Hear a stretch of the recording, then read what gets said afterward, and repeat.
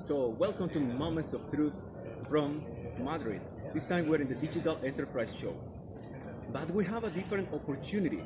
Speaking to Natalia Wiechowski, one of the most important women in our areas, and I will say in the world. She's a personal branding strategist. She's German, located in Dubai, but with a small twist. She has Polish heritage. And as you know, our club is located in Poland. Who will expect that when we come here? She's member of the fourth council coaches members. And in Toastmasters, she was an advanced communicator bronze, advanced leadership bronze, and she completed her triple crown. She's someone that I will say is special in her own way, especially with her classes. That is something that constantly identifies her. But talking about this, it's something that I was never expecting to meet one of these important and influential people. And as we know in Moment of Truth, we discuss things connected to Toastmasters or connected to personal life. But I would like that first, let's maybe introduce yourself and give some words to the people who are viewing us from the entire world. Sure, thank you so much for this opportunity first. I'm Natalia Wiechowski, also known as Think Natalia or Dr. Nat. I'm a personal branding strategist and an international keynote speaker, at the moment living in Dubai, and I found my passion in helping people how to market themselves, especially on LinkedIn, because I realized in the societies that we have created nowadays, you need to stand out, you need to share your message, you need to make an impact. Because if we don't, then, well, nothing's going to change. And I heavily disagree with how the world looks right now and what I see on media and social media. So that's why I decided to give my best to become a little bit better every day. Very nice words, Natalia. Now let's go deeper. How did you start your profession as a public speaker? Because as far as I remember, you were a librarian or something like that. And you were to transition from Germany to Dubai, and maybe your transition to somewhere else. But where or how it entered into play the part of being a public speaker? That's a very good question. So I started in the educational sector. So I worked as a librarian, a library manager. After 3.5 years, I then moved into marketing in a rather conservative industry. It was logistics and supply chain, and I did that for 2.5 years. And then I went on a sabbatical to figure out who I am and what I would do. And I took 9 months off. And after that, I realized I need to start blogging. So I started blogging. I did that for, I think, 7 months or something. And then I met a friend at a party. And that friend said, "Oh, Natalia, I love what you do. And it's so amazing. And do you know what your next step is?" And I told him, if I knew, then I would do it, right? And he said, "You need to join Toastmasters International. You need to become a public speaker." And I said, "You're crazy, forget it." Because I'm German and I always thought that my English is good, but I never wanted to fluently speak it on a stage as a keynote speaker. I said, I'm not going to do that. But my friend was very, very, how do I say that, persistent. And he said, just join one meeting and come and try it and let's do it. And yeah, you know how it is with Toastmasters meetings. Nobody told me that there would be a specific section where they drag people to the stage, where you need to have a 1-minute speech about something you have no clue about. But that's exactly what happened, and that was a life-changing moment for me. Well, that special moment is called Table Topics. Exactly. So this was like the beginning of that journey. But what you learned there in Toastmasters? Because as you see, everybody goes for different reasons. But what you learned there and keep you for a while with us?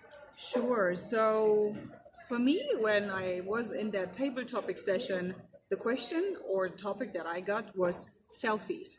And everybody who knows me knows that I don't like selfies and that I make a lot of fun of these wannabe influencers with their duck faces, hashtag love my life. And I was standing there shivering, sweating, hyperventilating, and I didn't know what to do. And then my monkey mind was all over the place, and I realized I have two options. Either I could make an idiot out of myself because I don't know what I talk about, or I could become a clown and make it fun and make it entertaining. So be that person that I am with my family and when I joke around with parties, and I decided to be that clown. And within seconds, I realized that people loved it and they were laughing, but they weren't laughing about me, they were laughing because of me. And this is one of those random moments, you know, when the sky opens, like, ah, No, not really. But there was really a moment in which I realized, or during which I realized that, you know what, I think the stage is my home and I need to do that. I'm really bad at it. I don't enjoy it. But I need to learn how to speak because I can connect with people on such a beautiful, deep level. So I can teach them something, but I can also make them feel better. So this is when I committed to show up at every Toastmasters meeting. So every 2 weeks I would be there and I would deliver a speech, and I did that for 2 years, I think. So this is how I forced myself into becoming an edutaining keynote speaker. That's my journey, my Toastmasters journey. Well, I would say that the part of entertaining is I agree fully with that, because most of people will think that Germans are serious, that they are cold, and that they are not funny. It's true. No, not really. I don't believe on that. Yeah. No stereotyping here. No, if you go to her webpage or LinkedIn, you will have confusions if you have ever met a German in the past and you meet her. It's like Two different worlds. two different worlds. She can skydiving. I wouldn't be surprised if one day she's jumping the sharks or something like that, and she will survive. She's someone that you can be totally surprised about her journeys, her experiences. And right now, what is this transition that you are doing about now that you have become this personal brand? What is this new transition that is pushing you to the next level? Well, I realized that in the end, what Gandhi said, I really resonated with. And Gandhi apparently once said, be the change that you want to see in the world. And for me, it means that we all are leaders and that it's our job to make an impact. And it's our job to stand up every day and ask ourselves, what is it that I can do to contribute to a better tomorrow?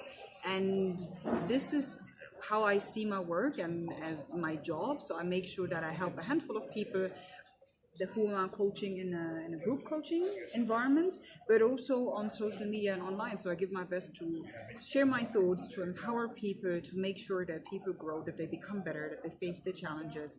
And for me, the next big thing is literally building a huge tribe, because I started with one-on-one coaching or consulting, and that was great, but now I moved on to group coaching to help even more people. And besides that, have a lot of speaking opportunities or gigs like here at DES in Madrid, because when people meet you, when they talk to you, you can have so much of an impact. It's so much more interesting than just being on Instagram or Twitter or LinkedIn.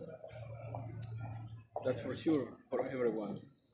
And this is something that we can see that in our life is constantly evolving.